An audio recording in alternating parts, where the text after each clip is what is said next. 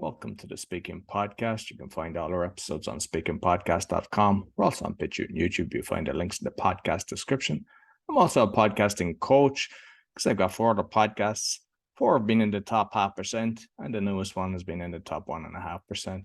You'll find everything about me on bio.link/podcasting. Today, my guest in Sully, California. Please welcome Zane Landin. Well, thank you so much. I know the reputation of California is sunny, but lately it's been a little gray here. It just rained yesterday, which is kind of abnormal for California, but it was pretty refreshing. Anyways, my name is Zane Landin. I am 24 years old. I've been in California my entire life. And, so I identify as a Californian. I just graduated from Cal Poly Pomona with a Bachelor of Science in Public Relations and Communication. I'm really driven and inspired by the world of communications, media, and just being a well-rounded storyteller. I think from a young age, I've always been inspired by stories. I just didn't know it can translate into a career. And I learned recently that it is. So it did take me some time to figure out what it is I wanted to do, but I was fortunate that I had a mentor that taught me all about communications. And, I decided to take a leap and switch, kind of towards the end of my college career. So that is what made me decide to do, a career in communications. And since then, I've been able to have the pleasure to work for several different companies, doing work in external communications, internal at places like General Motors, at NASA, and several different companies that do a lot of good work in the world. And that's kind of what I'm always looking for. I did have the pleasure to go to the White House recently. That was a huge accomplishment of mine that I never thought I could do, because I also identify hugely with, being a mental health and disability advocate from my own personal experience, from being a, young age with mental health and disability. And, MTV hosted the first Mental Health Youth Action Forum, and they chose 30 people. And, fortunately, I was one of them. And it was a virtual program for the first half, because we were chosen in around February. Then we did an online kind of boot camp.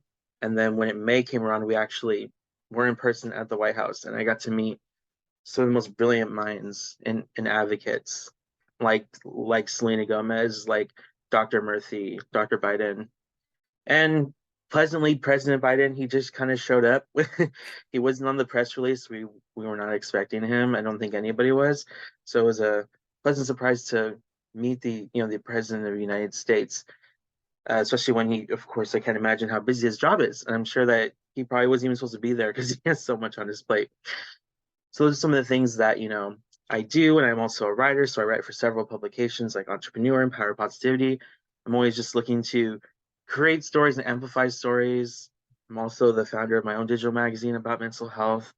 And that was a huge thing I started during the pandemic to highlight mental health communities, because I don't think the mainstream media was doing a good job and storytelling when it came to that. So that is a bit about me. Oh, excellent. And you did say you're 22, yeah? 24. Did I say 22? Yeah, but it's still very young, and yet accomplished so much, because not only I've seen you be appeared in Forbes and Entrepreneur and a lot of different things, but also on your LinkedIn profile, the amount of different awards and honors that you've got, it's like, I don't know, 70 odd or 80 or something. And I mean, there's probably more, which is, fantastic. So I commend you on that. Thank you. So I suppose let's start off with your kind of speaking journey before you actually realized, the kind of power of storytelling.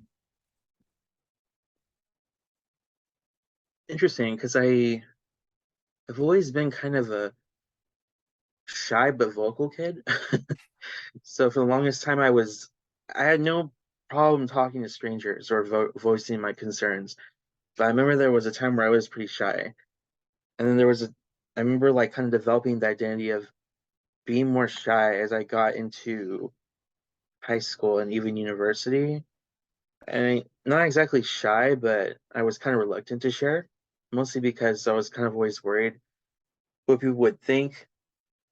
The first time I was really exposed to public speaking was when I was a sophomore in high school. And of course, we're always learning public speaking in, the school system, but there was a really interesting essay project or essay competition that was happening.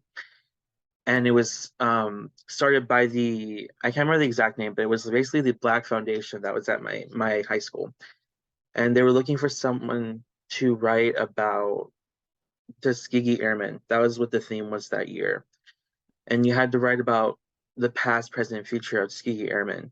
And so I kind of wrote about the strong legacy that they hold, not let alone the horrible treatment of them, but also just what they left behind. And, you know, having to take an exam that was very much against them and they still passed it because they were so brilliant was exactly what Tuskegee Airmen meant. And so I wrote about how powerful their stories were and just kind of legacy they left behind. That was the first time I ever had a chance to speak at a live audience like that. And I had no idea. They didn't let us know if we were winners or not until that day. So when they said I was, the winner, I had to speak to around 200 people and very few students. I mean, there were some students there probably for the extra credit, but most of them were like the principal, faculty, and staff, and many different people. And I was very slow because I was really worried. I guess for me, it's pretty interesting. Sometimes I talk really fast when I'm nervous, but I think then I try my best to be as slow as I could, make sure that each line could have impact because it wasn't very long. It was probably like 300 words, so it wasn't a super long essay. And I kind of just loved how it felt. It kind of felt like stimulating to speak in front of a live audience. And I haven't had the pleasure to speak in a while in front of a live audience because most of the stuff I do now, it's going to be online stuff, especially because of the pandemic. And since then, I kind of fell in love with public speaking. And right now, I'm doing a lot of gigs on podcasts. But one day, I do want to be able to speak, more so to a live audience and do some sort of tour. Like I see motivational speakers. And I want to join the national or NSA one day, National Speaking Association. And one of the things I really wanted to do was I applied to do a public speech for graduation. I spent weeks kind of perfecting the speech and polishing as much as I could and practicing all the time. But unfortunately, that just doesn't work out sometimes because I wasn't selected.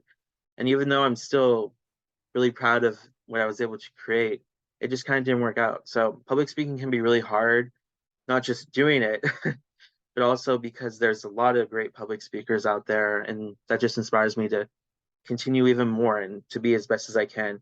So that was kind of where I found a love for public speaking, um, for something that was something really different too. Something that's a different experience from mine. Being a Tuskegee Airman, very different experience. So it was a great chance to speak on something that means a lot to a lot of people and kind of leave a legacy like that. So that was the first time I was exposed to public speaking and why I enjoy it. And just sometimes, like you mentioned, you were practicing and you didn't get to choose, but you don't realize you're actually, improving your skill set. So the fact that you've been practicing, because I know myself from, if you practice and then you kind of, whether it's a competition in Toastmaster or whatever, you just look at the difference between so if you recorded yourself when you started and then when you were finishing, it doesn't matter that you didn't go on the stage. The fact that you are actually cared enough to do it, you're still actually improving, which when you do that, and I don't know, would you actually record it and see it, but when you spot a few things, you don't lose that skill set. So I think you're just constantly improving as you go along. So it doesn't matter, whether, because as you say, sometimes there's people that are doing it for, 20, 30 years. They obviously get first preference. So, don't let things like that bother you. Yeah, I feel like for a while that was a hard thing to accept. I think for a lot of people it is, that we want these opportunities, but sometimes they just come around. And I think that it's just another step that you experience. It's another barrier and to what you'll actually get to do. So even though I didn't get that, who knows? Maybe that led to something else that I didn't realize, or it's going to lead to an actual speech I'm going to give in a few years that prepared me for it. Who knows? So that's kind of how I optimistically try to think about it. No, excellent. And you've got into Toastmasters as well, have you? Mhm. I just recently joined Toastmasters actually in January. Heard of Toastmasters for a while because I attended a meeting during my university years probably my second year, because I was part of a program, and one of the requirements was attend a Toastmasters meeting, which I had no idea what that was. So I attended, and it was really interesting, and it was pretty nerve-wracking, especially for the table topics. So when they did table topics, and people had to randomly go up, and one of the questions was about the economy. I had no idea what I would have said if I were in their situation. But I did really enjoy it, because that's not something we think about. We're sometimes kind of used to public speaking being prepared speaking, but I think the most impressive is when someone can talk about a topic on the top of their head, just from their knowledge or their past experience, and speak on it eloquently.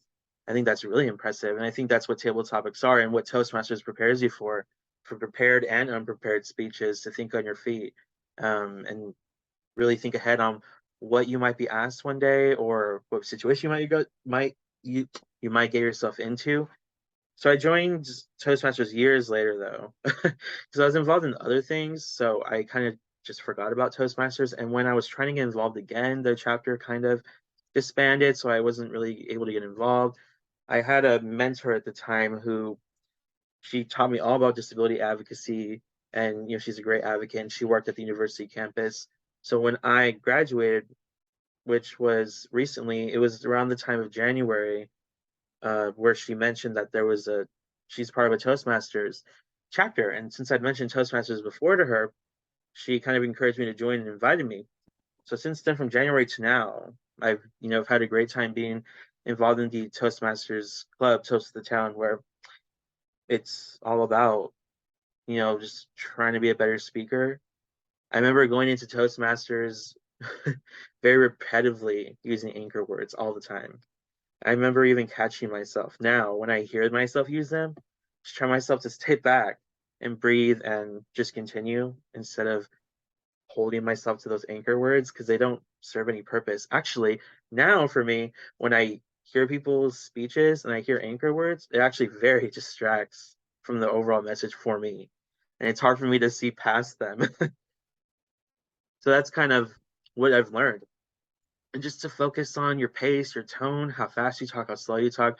It's like I mentioned, when I first joined Toastmasters, I spoke really fast, and I could barely get to the table topics like requirement, because I spoke so fast, and I was always so nervous. I didn't even get to the basic requirement. It took me some time. I think maybe 2 meetings or 3 meetings. It took me a while to just kind of relax and breathe and just think about it. And there's really nothing wrong with taking a pause. Most people are not going to realize that. That's what I learned. You're thinking so hard on what you're saying and what you anticipate people are thinking, when most people are not going to care. Just like you're not going to care if they take a pause, even if it's a 5-second pause. You just kind of move on. And even if you make a mistake, Toastmasters has like these awesome jokes when you make a mistake, and I think they're really awesome. And then you can even bring them on in your speech. If you accidentally mess up, you can just say, "Hey, I messed up," or kind of poke fun at that, whatever, if it's appropriate for that kind of speech. But yeah, and then also, I didn't share, but my mom actually passed away in January of 2021. That was a hard time. And I was excited that we did my mom's celebration in April, and I got to give her eulogy, and I actually got to practice it in front of the Toastmasters meeting. And even though I don't know, I think Toastmasters did help me, because I got to practice, and I think it's a hard thing. And I don't know how I would be able to have handled it if I didn't join Toastmasters, or if I wasn't passionate about public speaking, because it was pretty hard to do. And I actually didn't get emotional when I was speaking it, mostly because it took a while for us to do the celebration. So I was just honestly really happy to finally do it. And I just kind of didn't think about anyone. I just thought about being in the moment, and just what the message was, what the words were. Because I did mention before, but there was a time where I was really dabbled in poetry, and I performed poetry a couple of times live. And that is really fun, because you're really thinking about the words, trying to focus on anyone in the audience. That I distinguish it differently from like giving a speech, because sometimes you really are wondering what the audience thinks. But with poetry, you're in tune with what you're saying. It's your words. It's your authorship. What it is that you wrote, if it's a poem that you wrote. And there are times where I did I did some poems, live, and some were not good, especially since there was one about my Hispanic journey, and I'm not fluent in Spanish, and I messed up the Spanish words. It was a little embarrassing, but those create great memories, actually. So anyway, so all that stuff really supported my speaking journey now. And my favorite was giving my mom's eulogy, which was a combination of like a speech and also poetry. Yeah. Lovely, lovely. I'm sorry to hear about your mother passing. Thank you. So I know that you're the founder of Positive Vibes Magazine, which is a Mhm. digital magazine. So I'm always into positive vibes, and I think the world needs more positive vibes. So you might let me know a bit about that. Absolutely. Like I said before, I started Positive Vibes Magazine because I wanted the mainstream media to take a more of a leadership role in like driving the stories for mental health, which I don't think they've ever done. But I thought the pandemic was a good opportunity because that was a time where there were there were several boundaries, but there was no like people from all over were experiencing mental health, not like they had before. Some people weren't, but I think a vast majority of people were. And I remember just hearing about it. Like so many people, in my circle were talking about their mental health experiences. And I thought that it was good that the mainstream media was doing a good job in talking about the stats and the deaths of COVID because that's what people needed to know. But I kind of wish they took a different approach and also talked about all the experiences of COVID because it wasn't just the deaths, it was the mental health, it was the entrepreneurships coming about, it was the diversity, equity, inclusion. There's so many things that were born from the pandemic, good and bad, that I wish were highlighted more. If you really think about it, gosh, like I connected with so many entrepreneurs and so many founders and CEOs that decided to discover something during COVID and they were inspired by COVID. I think it was a wave of inspiration that I haven't seen. And I thought that was really exciting to see so many people just starting their own podcasts, starting their own shows, writing their own books. So many different people just felt so inspired. And I can imagine why. So at the time I was taking copy editing, which was a class I needed to graduate, and the final project was to create our own publication. And so I decided to create a publication all on mental health. And that's it. So I decided to actually pursue it. And we just started off with what I knew, which was social media. And we started off on Instagram. We just were doing different postings. And then one day we had someone reach out that wanted to be interviewed that was basically a life coach.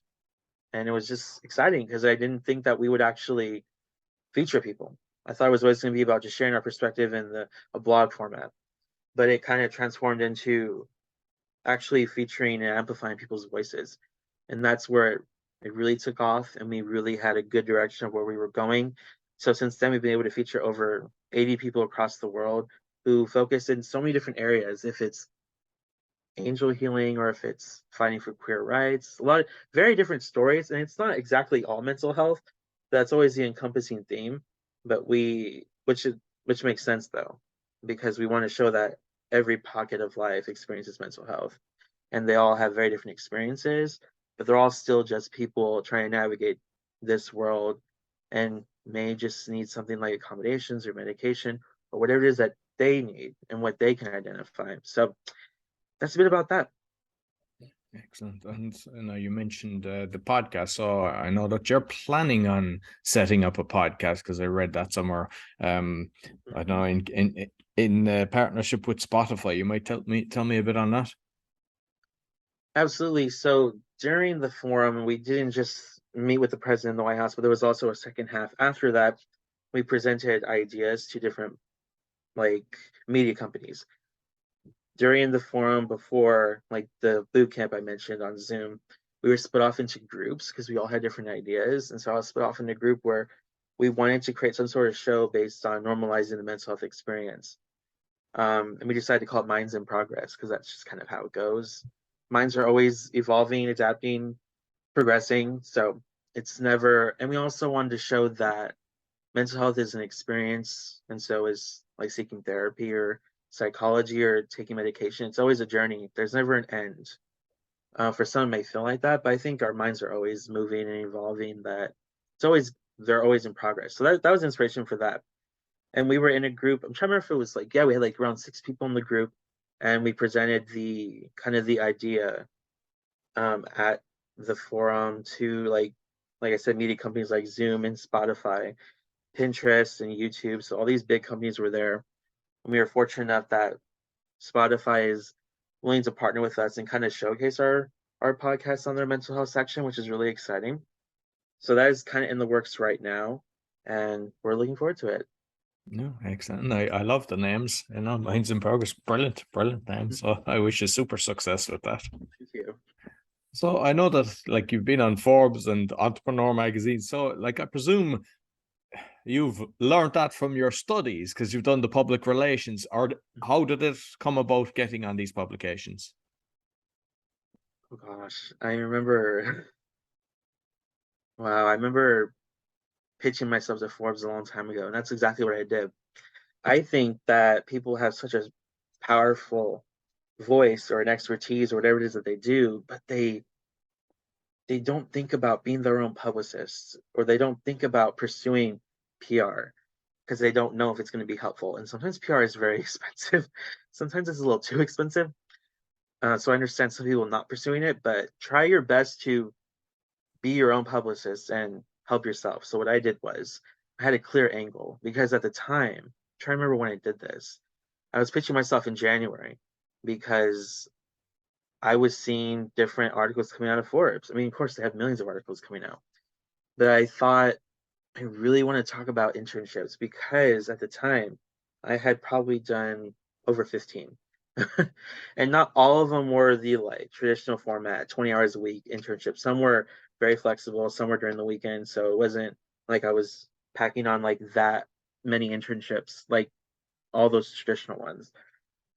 But they were also great learning opportunities. And I wanted to share what exactly did well in internships, what didn't do well, because I've been in many internship programs where there was no direction and it wasn't the best place. And sometimes there was a great direction and it was a great place to work. And I wanted to share all this. So I just kind of pitched myself as the person who completed 15 plus internships. And I kind of just did a small pitch. That's it. Like a small pitch of who I am and what I bring to the table. And so I pitched myself to around 5 Forbes contributors that have, and you have to get to be strategic. You have to kind of look at what they're writing. Don't pitch just any journalist, of course. Kind of like study what they do, study what they write about.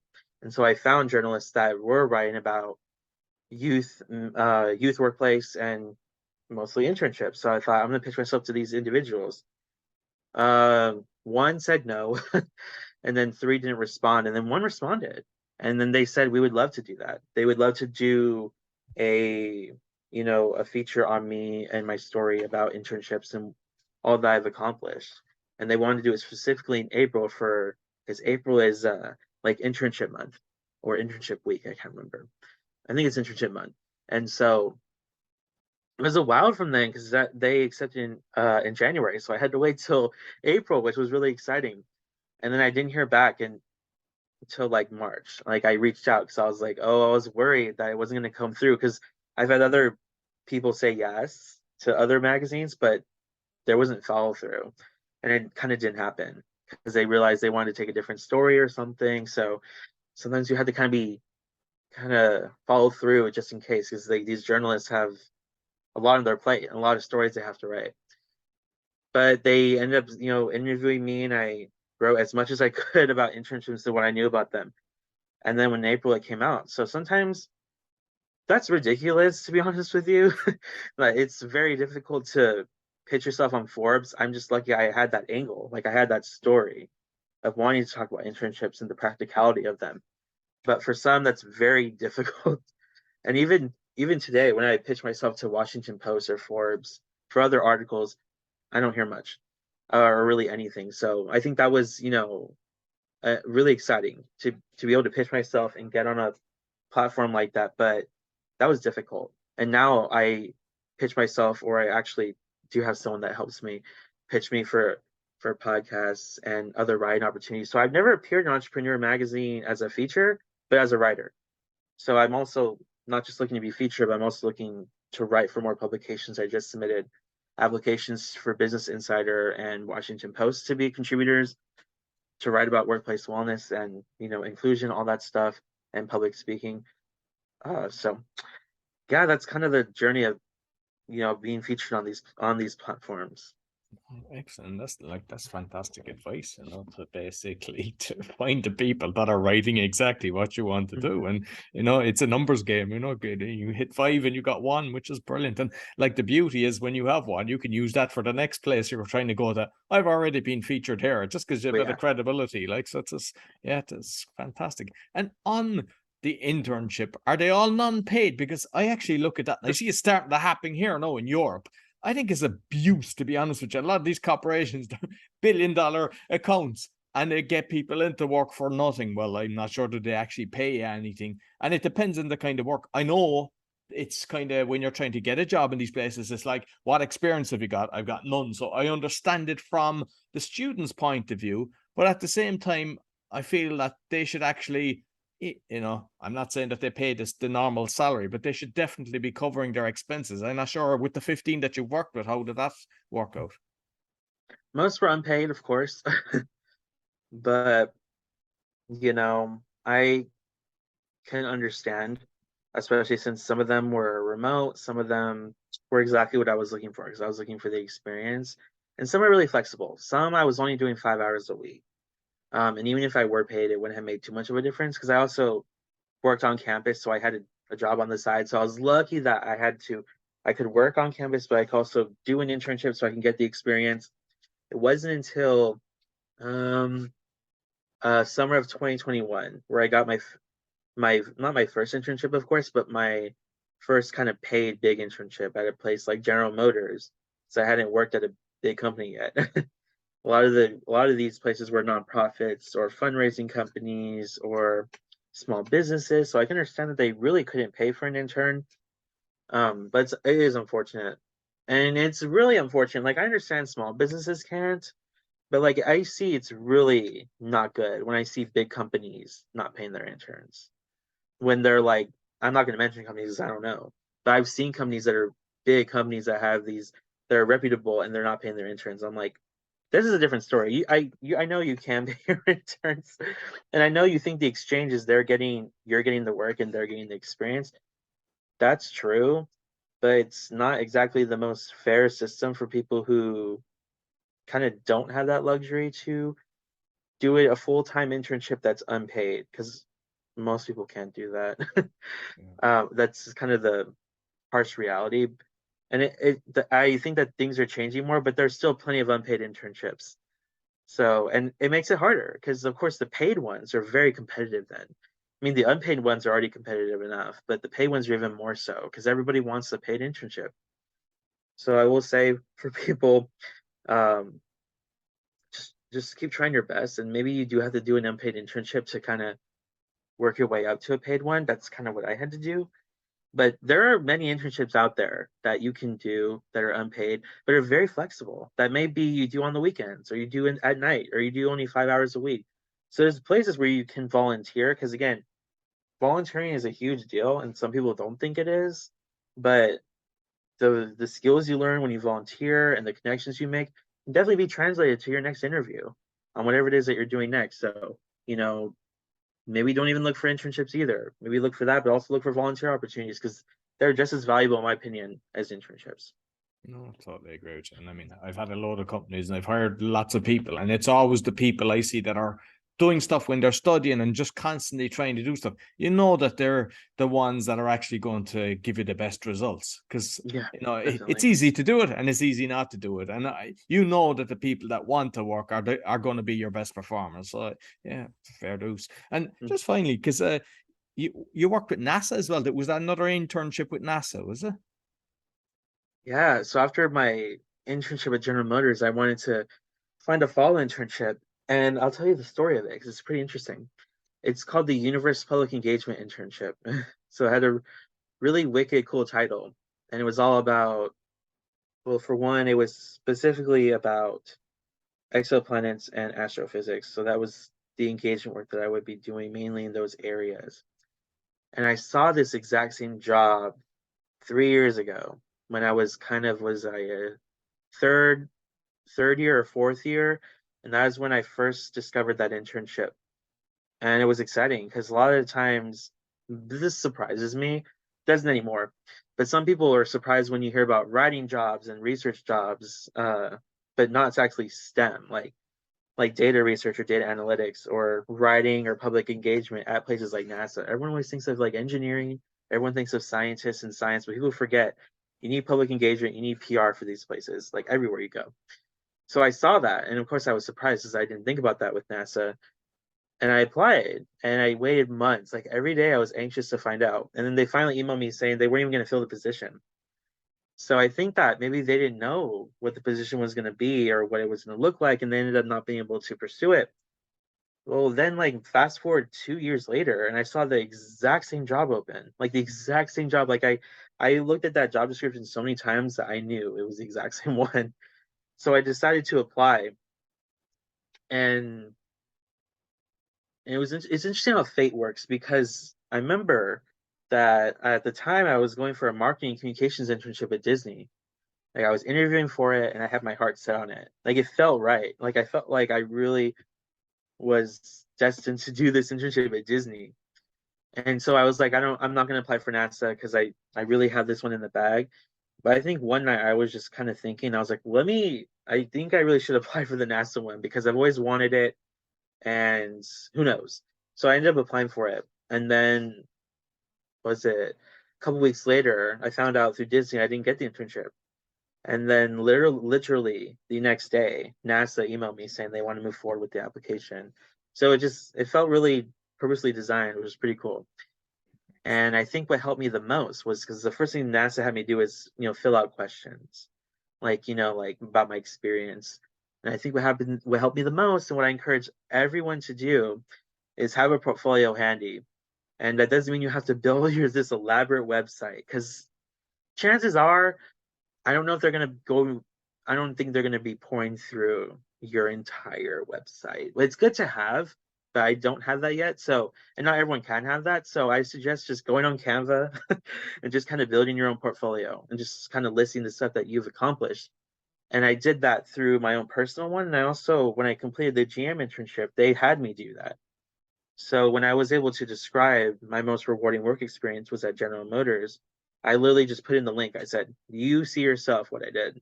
And so I had everything there. And even though GM tasked us to do this, I always task anyone, any position you're in, like any internship, like record everything you do.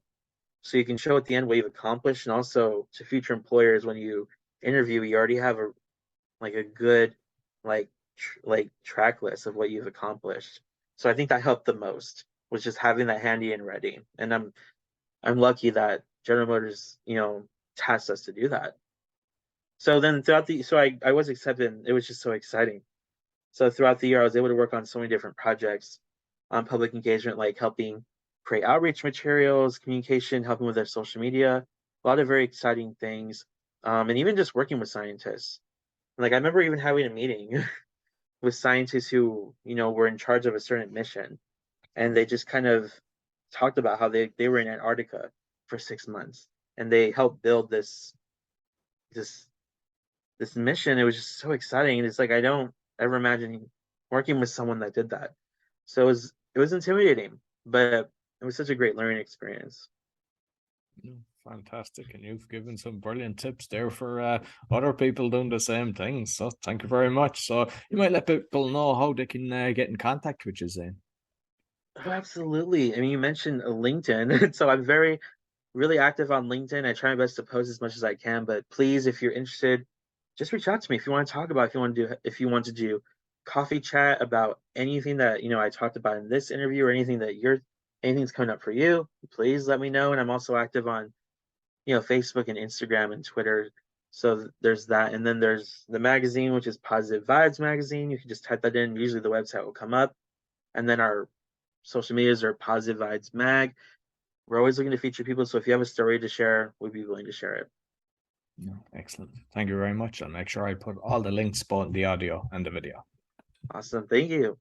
Um, so that's all for the Speaking Podcast. You'll find all our episodes on speakingpodcast.com. As mentioned, we're on BitChute and YouTube. Sure to give us a 5-star rating, share with your friends. And as soon as Zane said podcast is there, I'll make sure I'll include the link for that. So make sure you give him a 5-star rating as well. Find everything about my other podcasts on bio.link/podcaster. Until next week, take care.